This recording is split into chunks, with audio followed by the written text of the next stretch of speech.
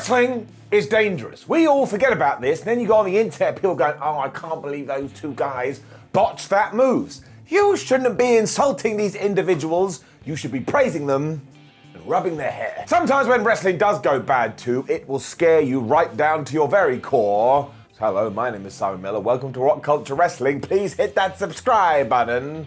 And this is 10 terrifying wrestling bumps you don't remember. Number 10, Johnny Gargano takes one on his neck. This one came when NXT was on a little bit of a downward swing, but back in 2020, Johnny Gargano and Ridge Holland were going at it.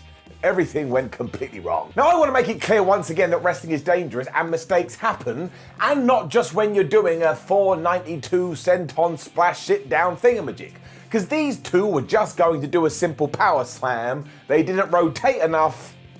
Johnny landed right on his head. If you're trying to visualize this in your head, Gargano had basically been pile driven, and you could tell that he was a little bit shook up because he went to the corner and he gave him a few seconds to compose himself. As the match was being recorded, two doctors, Triple H and Shawn Michaels, came out to check on him as well. And when you got those dudes looking at you, you know something has gone awry. Now, he was okay.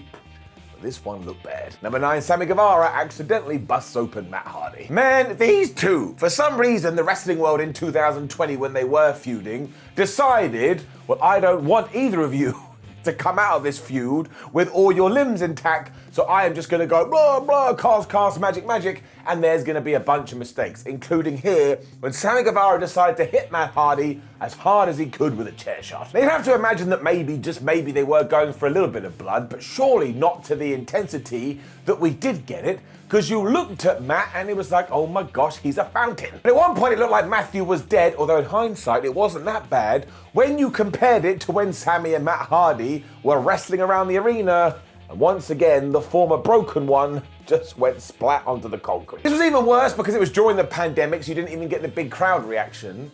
And let's never do this again ever. That's right, I am all wrestlers' dads. Number 8, Brock Lesnar derails the A-Train. I mean, this is one reason why one large man should not pick another large man up and try and spin him over his head. Of course, this is when the Beast was early on in his WWE career, was trying to show people, oh my gosh, I'm so strong.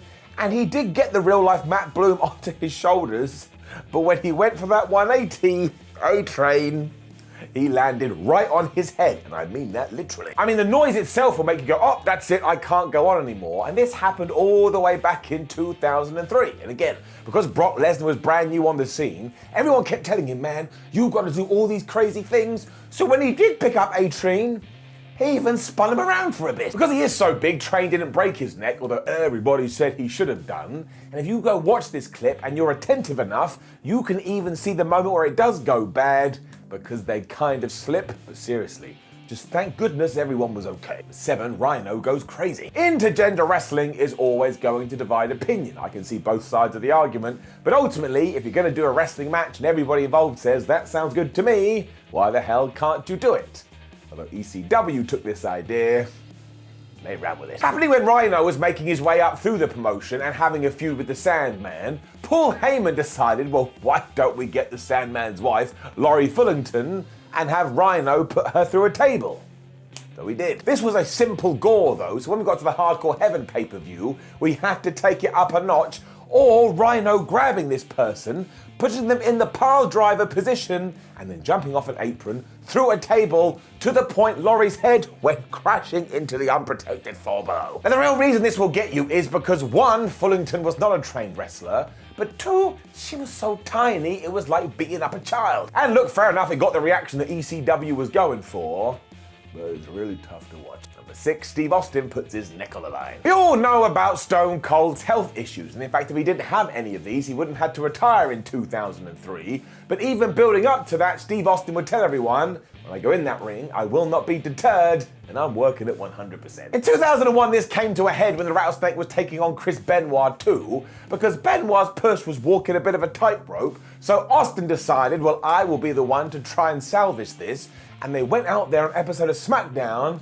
and they just kicked each other's ass. Now, doing that is one thing, but at the turn of the millennium, everyone had been told, look, there's certain moves that Steve can't take because of his neck, such as the German suplex, but because Austin was so desperate to get Chris Benoit back in the good books, He didn't just take one German suplex. He didn't just take 2, 3, 4, 5, 6, 7, 8, 9. That's right, he took flipping 10. Each bump is pure fear because you don't know if the man is going to be okay. And just watch his face and the way he moves. You can tell he's a little bit worried. This absolutely did mean when he finally cheated to win, there was a huge sigh of relief.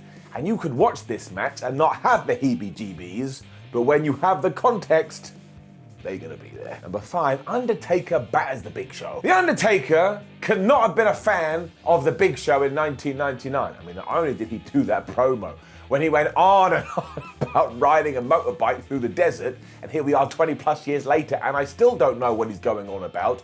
But at one point, when the real-life Paul White stood in the ring, the dead man took a baseball bat and he hit him in the skull so hard the thing actually exploded. I mean, the aftermath is unreal because this thing disintegrates and you just see wood flying all over the place.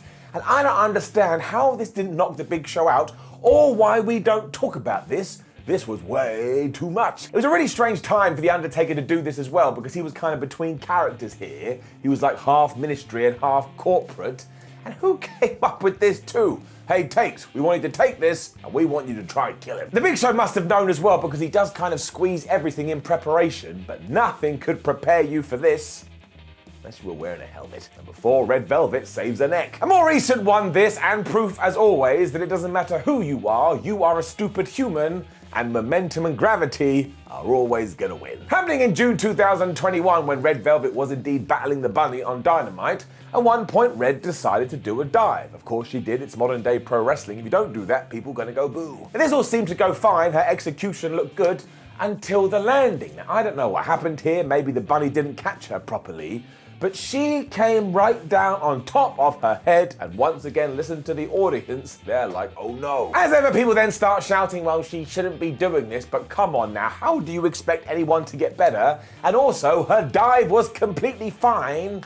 It's just one of those things, because once again, I'm going to run this into the ground. It's wrestling, and you've got to be careful. Number 3, JC Jane saves her neck. Yep, we've got another one. This enhances the argument we were just talking about, because NXT 2.0 is literal trainees, which means we end up in a chicken and egg scenario. Because you need to do the moves in order to get better at them, but if you can't do the moves, you shouldn't be doing the moves. It was JC Jane who felt the brunt of this one, although this time you could see where the error lied, because she went for her big dive and her foot got caught in the rope. She went straight down. And trust me, that is not the direction you want to go in. She was able to recover to take a moonsault from Io Shirai, but I don't think anybody saw that because we were all just closing our eyes going, please, please, for the love of everything, save her. You also see Persia Perota, who was meant to be hit with this dive, going flying over to her to make sure she's okay. So that's very nice. Wrestlers do need to protect themselves. But once again, do not forget, even though we see dives all of the time, it's still someone taking their body and going, whoa. Bad things can happen. Number 2, XPac has the worst landing ever. I hate it when I think about this. I hated it in 1998, and I still hate it now, and so does my groin. Because for those who don't know, one of XPac's favorite moves was the Bronco Buster, when he did indeed take his penis region, make sure his opponent was in the turnbuckle, and then he charged at them, and well, put 2 and 2 together. Don't ask me why he had decided this maneuver was the best one in order to try and win championships, and as I'm sure you can imagine, it was a little bit demeaning. So when he came up against a bigger star who was like, I ain't taking no Bronco Buster, what would happen is that Shawn Morton would start his run, and then the person would get their foot up, meaning as X-Pac was jumping, the boot hit him right in the testicles. Now, do not pretend otherwise either. You can't fake that. Even if he was wearing a cup, the sheer force from one thing to another was just horrific, and you could see it in the man's face. It was filled with regret. I'm pretty sure later on, X-Pac actually tore his groin doing this move as well, so that's it. Power Drivers are banned, sometimes Canadian Destroyers are banned, and now the Bronco Buster, banned. But won the rope break. You may have seen this recently when WWE were doing their UK tour, when Bobby Lashley went to hit the ropes, the top one broke and he fell onto the floor. But trust me, whether it was this time or any other occasion, it is always scary. I mean, one of the first things I was taught when learning how to run the ropes as I was trying to become a wrestler is when you hit the top one, make sure you kind of put your arm over it, because if something does go awry, at least you'll be a little bit in control of your body, because if you just hit it with your arms out, you're gonna fall on your neck. And you may laugh at that too, but the best wrestlers always attack the ropes like they're trying to run through them. So if all of a sudden that expected boing isn't there, well, I don't even want to know what the fallout could be because it would not be good. Thankfully, Bobby Lashley was okay, and he was also a hero after this because I saw it with my own eyes. The next night when they were in London before his match, he walked around the entire ring and he checked the thing out because he didn't want to get screwed over again. And this, my friends, is why he is great. Now, of any other terrifying bumps that we've all totally forgotten about, make sure you leave us a comment below and don't forget to like the video, share the video, and subscribe. Then head over to WhatCulture.com where you can read articles like this with your eyes. Make sure you come say hello on social media, and I'll let you in on a secret. We may have some other videos. Why don't you go and see? My name is Simon WhatCulture. Thank you very much for watching me as always. Have yourself a lovely little day. See you soon.